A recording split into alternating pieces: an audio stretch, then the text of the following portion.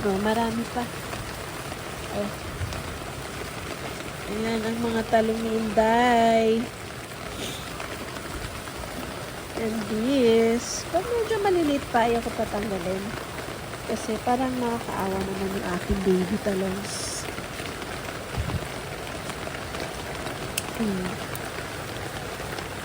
Yan. Diba?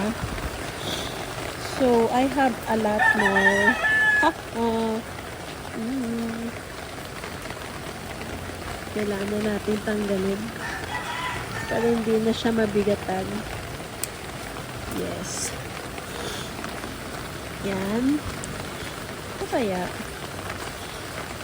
Sobrang haba ng dulo.